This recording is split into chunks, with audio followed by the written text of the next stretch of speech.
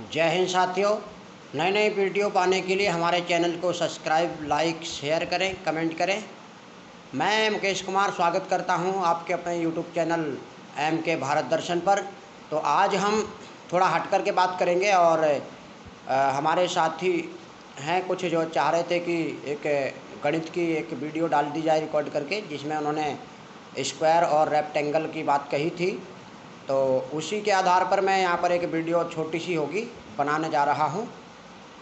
तो हम बात करेंगे आयताकार और वर्गाकार की, इनका क्षेत्रफल और परिमाप कैसे निकाला जाता है, इसी की बात करेंगे। क्योंकि हमारे जो साथी होते हैं दृष्टिबाधित साथी, वो गणित छोड़ देते हैं, 8वीं तक पढ़ते हैं, उसके बाद छूट जाती है। लेकिन कुछ साथी होते हैं जो रुचि लेते हैं गणित में, और कुछ चीज़ें ऐसी होती हैं जो उनको अनेक चैनल यूट्यूब के होते हैं उस पर समझ में नहीं आती। तो मैं कुछ अलग तरीके से समझाने की कोशिश करूँगा, उम्मीद करता हूँ आपको समझ में आ जाएगा। तो शुरुआत करते हैं, पहले आयताकार की बात कर लेते हैं यहाँ। तो आयताकार में आपको बता दूं, आयताकार में लंबाई और चौड़ाई होती है, रेक्टेंगल इंग्लिश में बोलते हैं इसको। तो इसमें आयताकार में चौड़ाई ज़्यादा भी हो सकती है लंबाई से, और वैसे तो लंबाई ज़्यादा ही होती है चौड़ाई से अधिकतर। तो कुछ कुछ मामलों में जो है लंबाई से चौड़ाई ज़्यादा हो जाती है, ठीक। तो इसमें आयताकार में 2 भुजाएं छोटी होती हैं, 2 बड़ी होती हैं, लंबाई चौड़ाई इसलिए होती है इसमें। तो हमको इसके समझ लेना है लंबाई चौड़ाई, ठीक है, आयताकार में, रेक्टेंगल में। अब जैसे कोई टेबल है, या फिर दृष्टिबाधित साथी हमारे जो स्लेट यूज करते हैं, किट फ्रेम यूज करते हैं, वो भी आयताकार होता है। देखने के लिए आप उसको उदाहरण के लिए समझ सकते हैं, माचिस को भी देख सकते हैं आप, ठीक। तो ऐसी कई चीज़ें हैं जिनकी भुजाएं, 2 भुजाएं छोटी और 2 बड़ी होती हैं। तो इसका क्षेत्रफल निकालने के लिए हम क्या करते हैं, लंबाई गुणा चौड़ाई, ठीक है। लंबाई को चौड़ाई से गुणा कर देंगे या चौड़ाई को लंबाई से गुणा कर देंगे, आपस में दोनों का गुणा हो जाएगा, ठीक है, मल्टीप्लाई। मान लीजिए एक टेबल है जिसकी चौड़ाई है 2 फुट और लंबाई है 3 फुट, ठीक है। तो 2 फुट और 3 फुट, अगर इसका हमें क्षेत्रफल निकालना है तो हम 2 और 3 की यानी लंबाई चौड़ाई की गुणा कर देंगे। तो 3 दूनी 6, क्षेत्रफल आ जाएगा 6 फुट, ठीक है।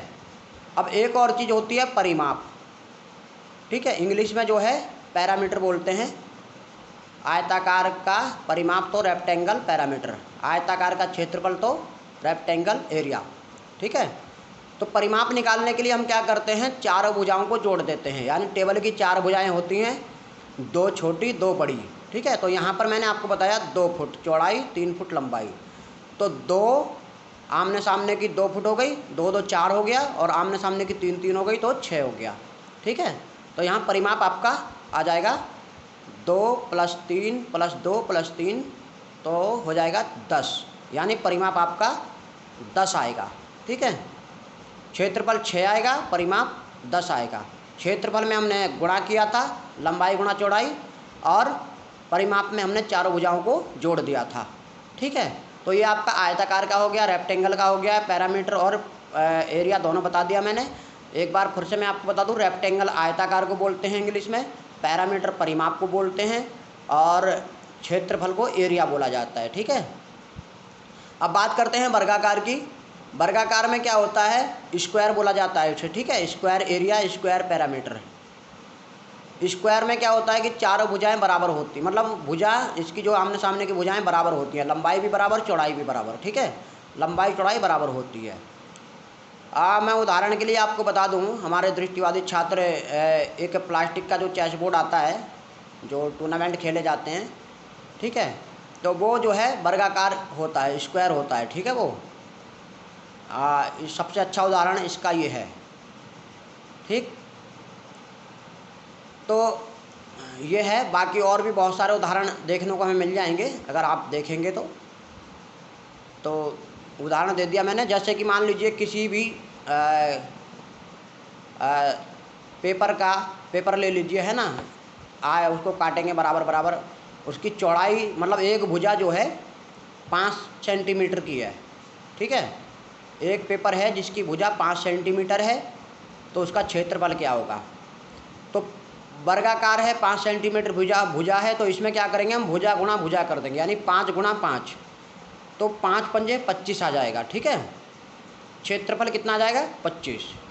और पैरामीटर यानी परिमाप निकालने के लिए हम क्या करेंगे, चारों भुजाओं को जोड़ देंगे या फिर भुजा गुणा 4 कर देंगे। ठीक है, तो 5 चौक 20, 5 + 5 + 5 + 5, तो 20 आ जाएगा। ठीक है, पैरामीटर परिमाप 20 आ जाएगा, एरिया क्षेत्रफल 25 आ जाएगा। ठीक है, भुजाओं को पैरामीटर में क्या करते हैं, जोड़ते हैं, और क्षेत्रफल निकालने के लिए गुणा करते हैं, ये हमको याद रखना है। ठीक है, तो एक और सवाल हम ले लेते हैं वर्गाकार का। मान लीजिए एक खेत की भुजा 50 मीटर की है, उसका क्षेत्रफल कितना होगा। तो यहाँ पर 50 मीटर की भुजा है खेत की, वर्गाकार खेत है, उस वर्गाकार खेत की भुजा 50 मीटर की है, और इसका हमें एरिया निकालना है, क्षेत्रफल निकालना है। तो हम क्या करेंगे, 50 गुणा 50, यानी भुजा गुणा भुजा, तो गुणा करेंगे 50 गुणा 50 में, 50 गुणा 50 का 0 लगा देंगे एक 50 पे, तो 500 हो जाएगा, वहाँ 5 बचेगा, 5 गुणा 500 बराबर 2500 आ जाएगा एरिया। ठीक है, 2500 आ गया। अब इसका हमें निकालना है पैरामीटर परिमाप, तो हम क्या करेंगे, 50 + 50 + 50 + 50। ठीक है, तो आ जाएगा हमारा 50, 50 100 और 50 150, 50 200। ठीक है, 50 को 4 से गुणा कर देंगे तब भी 200 आ जाएगा। ये चारों भुजाएं हमारी जुड़ गई।